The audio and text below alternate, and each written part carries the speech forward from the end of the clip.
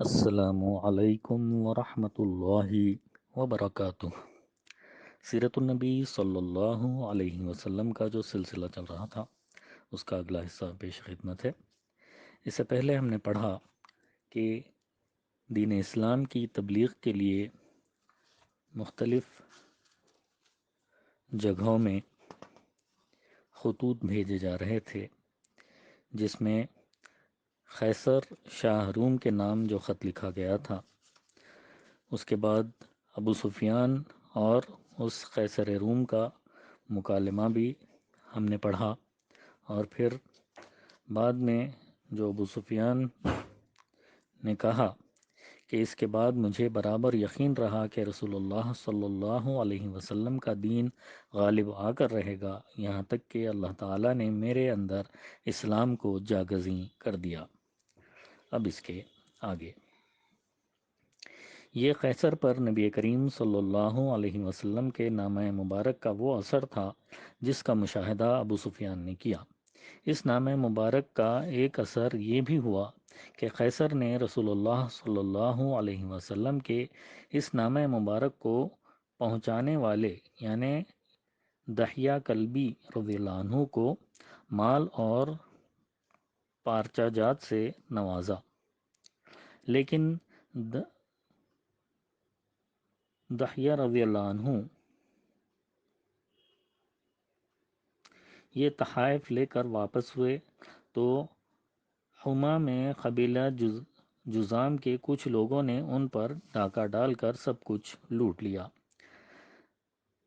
دحیہ رضی اللہ عنہ مدینہ پہنچے تو اپنے گھر کے بجائے سیدھے خدمت نبوی صلی اللہ علیہ وسلم میں حاضر ہوئے اور سارا ماجرا کہہ سنایا۔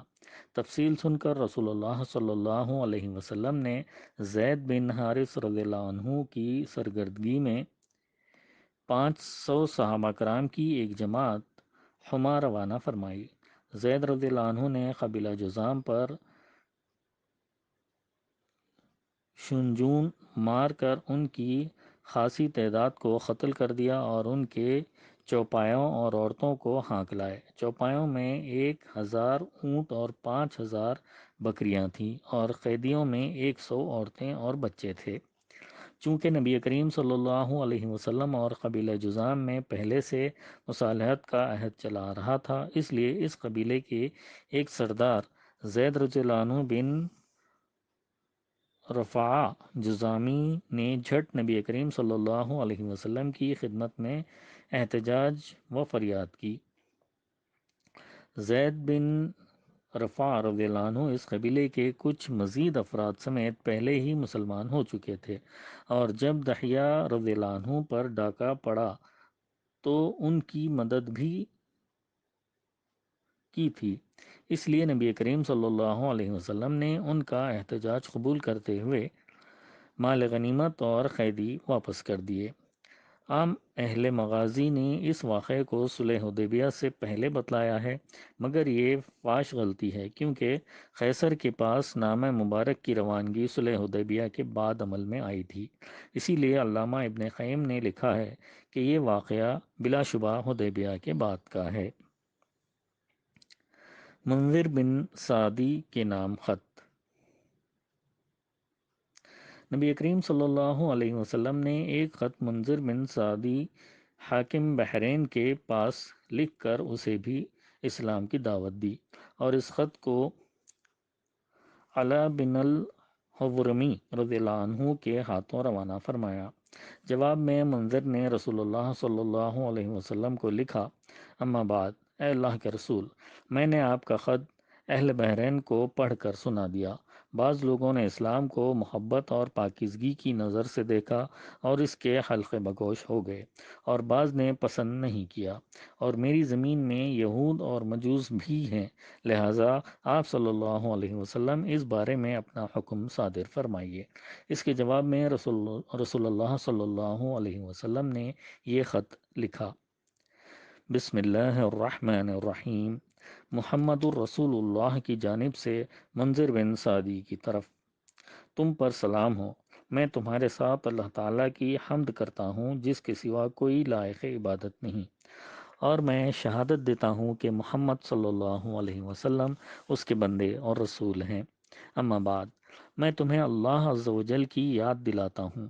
یاد رہے کہ جو شخص بھلائی اور خیر خواہی کرے گا وہ اپنے ہی لیے بھلائی کرے گا، اور جو شخص میرے قاصدوں کی اطاعت اور ان کے حکم کی پیروی کرے اس نے میری اطاعت کی، اور جو ان کے ساتھ خیر خواہی کرے اس نے میرے ساتھ خیر خواہی کی، اور میرے قاصدوں نے تمہاری اچھی تعریف کی ہے، اور میں نے تمہاری قوم کے بارے میں تمہاری سفارش قبول کر لی ہے، لہٰذا مسلمان جس حال پر ایمان لائے ہیں انہیں اس پر چھوڑ دو، اور میں نے خط کاروں کو معاف کر دیا ہے، لہٰذا ان سے قبول کر لو، اور جب تک تم اصلاح کی راہ اختیار کیے رہو گے ہم تمہیں تمہارے عمل سے معزول نہ کریں گے، اور جو یہودیت یا مجوسیت پر قائم رہے اس پر جزیہ ہے۔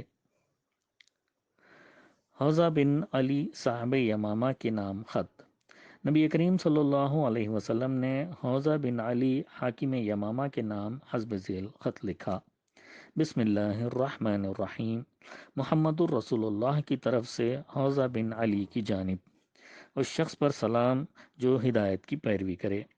تمہیں معلوم ہونا چاہیے کہ میرا دین اونٹوں اور گھوڑوں کی رسائی کی آخری حد تک غالب آ کر رہے گا، لہٰذا اسلام لاؤ، سالم رہو گے، اور تمہارے ماتحت جو کچھ ہے اسے تمہارے لیے برقرار رکھوں گا۔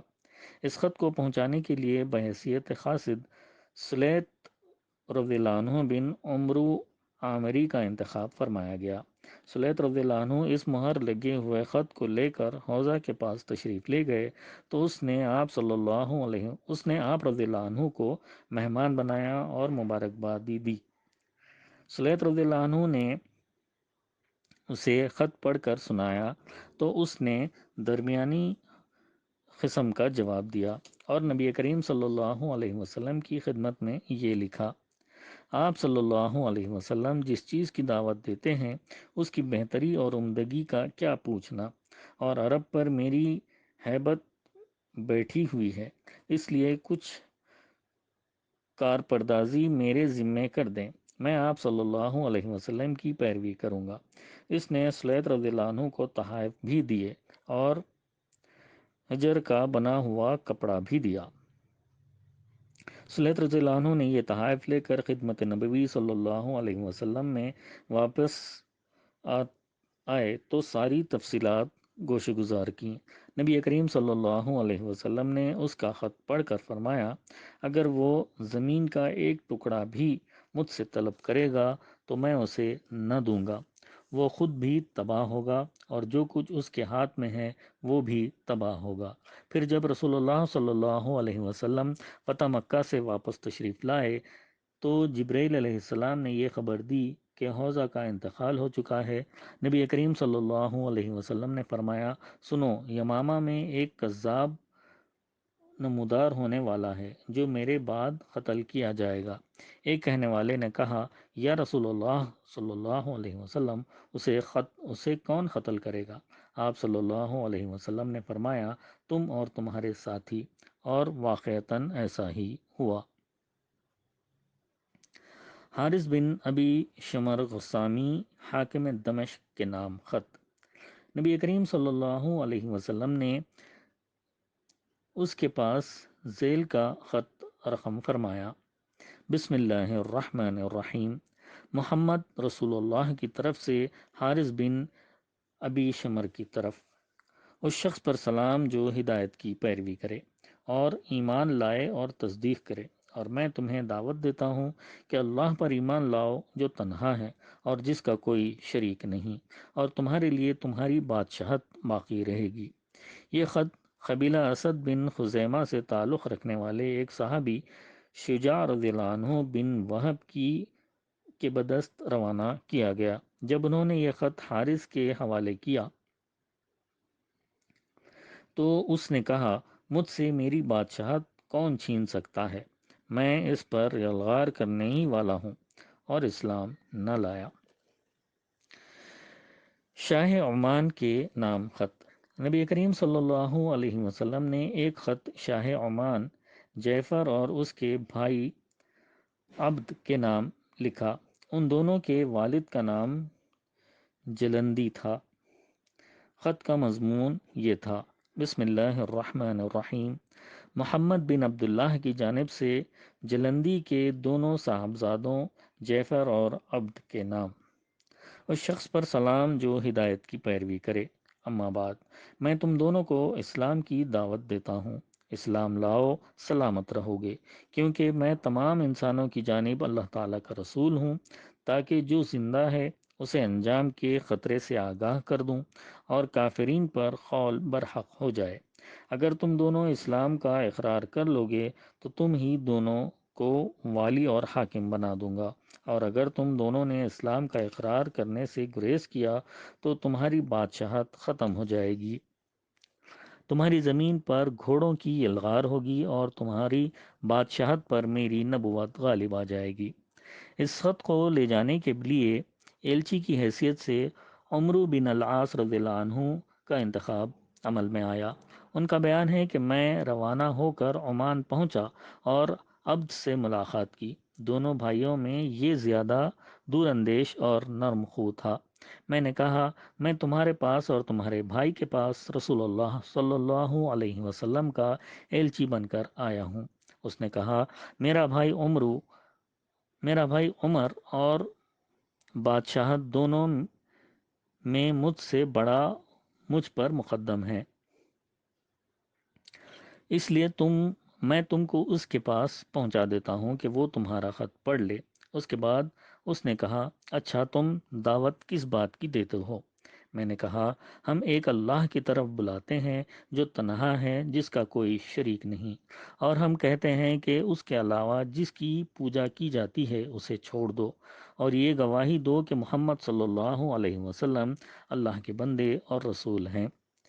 عبد نے کہا، اے عمرو، تم اپنی قوم کے سردار کے صاحبزادے ہو، بتاؤ تمہارے والد نے کیا کیا، کیونکہ ہمارے لیے اس کا طرز عمل لائق اتباع ہوگا۔ میں نے کہا، وہ تو محمد صلی اللہ علیہ وسلم پر ایمان لائے بغیر وفات پا گئے، لیکن مجھے حسرت ہے کہ کاش انہوں نے اسلام قبول کیا ہوتا اور آپ صلی اللہ علیہ وسلم کی تصدیق کی ہوتی۔ میں خود بھی انہی کی رائے پر تھا، لیکن اللہ تعالیٰ نے مجھے اسلام کی ہدایت دے دی۔ اب نے کہا، تم نے کب ان کی پیروی کی؟ میں نے کہا، ابھی جلد ہی۔ اس نے دریافت کیا، تم کس جگہ اسلام لائے؟ میں نے کہا، نجاشی کے پاس، اور بتلایا کہ نجاشی بھی مسلمان ہو چکا ہے۔ عبد نے پوچھا، اس کی قوم نے اس کی بادشاہت کا کیا کیا؟ میں نے کہا، اسے برقرار رکھا اور اس کی پیروی کی۔ اس نے کہا، اسقفوں اور راہبوں نے بھی اس کی پیروی کی؟ میں نے کہا، ہاں۔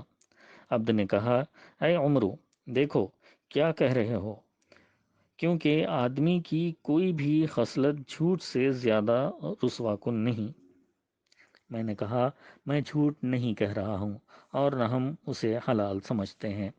عبد نے کہا، میں سمجھتا ہوں ہرقل کو نجاشی کے اسلام لانے کا علم نہیں۔ میں نے کہا، کیوں نہیں؟ عبد نے کہا، تمہیں یہ بات کیسے معلوم؟ میں نے کہا، نجاشی ہرقل کو خراج ادا کیا کرتا تھا، لیکن جب اس نے اسلام قبول کیا اور محمد صلی اللہ علیہ وسلم کی تصدیق کی تو بولا، اللہ کی قسم، اب اگر وہ مجھ سے 1 درہم بھی مانگے تو میں نہ دوں گا۔ اور جب اس کی اطلاع ہرقل کو ہوئی تو اس کے بھائی یناق نے کہا، کیا تم اپنے غلام کو چھوڑ دو گے کہ وہ تمہیں خراج نہ دے اور تمہارے بجائے ایک دوسرے شخص کا نیا دین اختیار کر لے؟ ہرقل نے کہا، یہ ایک آدمی ہے جس نے ایک دین کو پسند کیا اور اسے اپنے لیے اختیار کر لیا، اب میں اس کا کیا کر سکتا ہوں؟ اللہ کی قسم، اگر مجھے اپنی بادشاہت کی حرص نہ ہوتی تو میں بھی وہی کرتا جو اس نے کیا ہے۔ عبد نے کہا، عمرو، دیکھو کیا کہہ رہے ہو؟ میں نے کہا، واللہ میں تم سے سچ کہہ رہا ہوں۔ عبد نے کہا، اچھا مجھے بتاؤ وہ کس بات کا حکم دیتے ہیں اور کس چیز سے منع کرتے ہیں؟ میں نے کہا، اللہ عز و جل کی اطاعت کا حکم دیتے ہیں اور اس کی نافرمانی سے منع کرتے ہیں، نیکی وصلہ رحمی کا حکم دیتے ہیں اور ظلم و زیادتی، زناکاری، شراب نوشی اور پتھر و بت اور سلیب کی عبادت سے منع کرتے ہیں۔ اب نے کہا، یہ کتنی اچھی بات ہے جس کی طرف بلاتے ہیں۔ اگر میرا بھائی بھی اس بات پر میری مطابقت کرتا تو ہم لوگ سوار ہو کر چل پڑتے، یہاں تک کہ محمد صلی اللہ علیہ وسلم پر ایمان لاتے اور ان کی تصدیق کرتے، لیکن میرا بھائی اپنی بادشاہت کا اس سے کہیں زیادہ حریص ہے کہ اسے چھوڑ کر کسی کا تابع فرمان بن جائے۔ میں نے کہا، اگر وہ اسلام قبول کر لے تو رسول اللہ صلی اللہ علیہ وسلم اس کی قوم پر اس کی بادشاہت برقرار رکھیں گے، البتہ ان کے مالداروں سے صدقہ لے کر فقیروں پر تقسیم کر دیں گے۔ اب نے کہا، یہ تو بڑی اچھی بات ہے، اچھا بتاؤ صدقہ کیا ہے؟ جواب میں نے مختلف اموال کے اندر رسول اللہ صلی اللہ علیہ وسلم کے مقرر کیے ہوئے صدقات کی تفصیل بتائی۔ جب اونٹ کی باری آئی تو وہ بولا، اے عمرو، ہمارے ان مویشیوں میں سے بھی صدقہ لیا جائے گا جو خود ہی درخت پر چرتے ہیں؟ میں نے کہا، ہاں۔ اب نے کہا، واللہ میں نہیں سمجھتا کہ میری قوم اپنے ملک کی وسعت اور تعداد کی کثرت کے باوجود اس کو مان لے گی۔ انشاءاللہ تعالی اس کے بعد اگلی نشست میں بیان کیا جائے گا۔ اللہ تعالی ہم سب کو نبی کریم صلی اللہ علیہ وسلم سے جیسی محبت کرنی چاہیے ویسی محبت کرنے والا بنائے، اور نبی کریم صلی اللہ علیہ وسلم کے نقش قدم پر اپنی زندگیوں کو گزارنے والا بنائے۔ آمین ثم آمین، وآخر الدعوانا ان الحمد للہ رب العالمین۔